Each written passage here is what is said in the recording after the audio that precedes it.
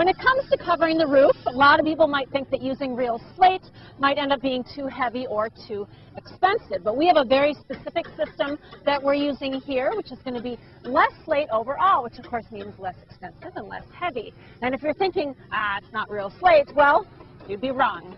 This is genuine slate, and it's the same thickness as traditional slate, but the field tiles are a little bit shorter because you only need about a 2-inch overlap instead of the typical 10 to 12 inches that you do with traditional slate. And that's why you end up with less slate on the roof. Now, the key is proper weather protection. It starts with the adhesive membrane that you always want on the vulnerable parts of a roof, like the edges, the hips, and the valleys. We also have this breathable underlayment that's going to provide extra protection against wind-driven rain for the rest of the roof deck. It's thicker than standard felt, and it's going to lay nice and flat under our slates. Then there's also this UV and moisture barrier that goes under each slate as it's being installed. It's made from a high-density polyethylene, and it adds a layer of waterproofing that also allows a shorter overlap between the slates, but it doesn't sacrifice any moisture protection. They start at the top and work their way down, so they never risk any breakage by walking on finished slate. The first thing they do is nail on the ridge vent material to get some good ventilation. Then they nail on the trim slates. Now, those get nailed in horizontally on each side of the ridge, but with this system, they are the only pieces of slate that actually get nailed in. That's because all the field slate is attached to the roof with this batten and hook system. So, Tom, you want to kind of give us a quick rundown on this board we're looking at? Yeah, what you got is roof decking. And we come in with true slate nailing tape. Start from your ridge down to your eave and lay the strips. It tells us where to put these stainless steel hook systems that are nailed in with stainless steel nails, also coated.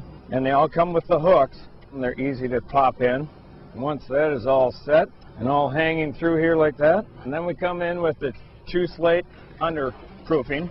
And what we do is we slide it out underneath the hooks, and it drops into the lower hooks. And we grab the second one, and we do the same thing where it goes underneath the top hooks, into the bottom hooks. And then we're ready to start installing some slate.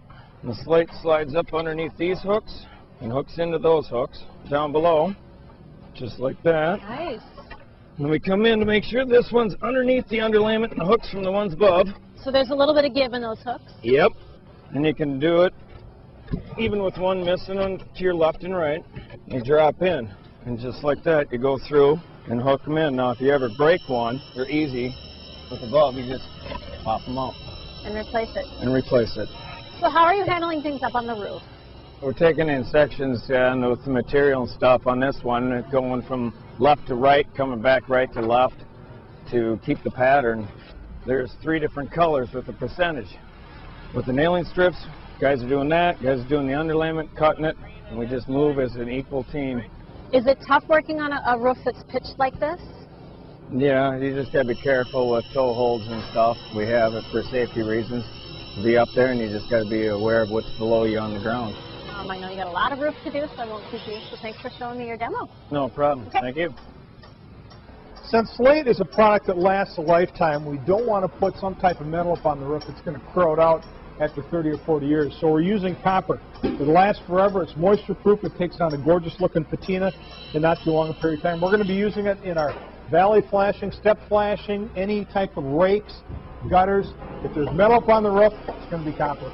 The beauty of copper is that it's one of those lifetime materials, totally impervious to weather and corrosion. That's very important on a slate roof because the slate's going to last forever, and you don't want to use any metal that's going to need replacing after a few years.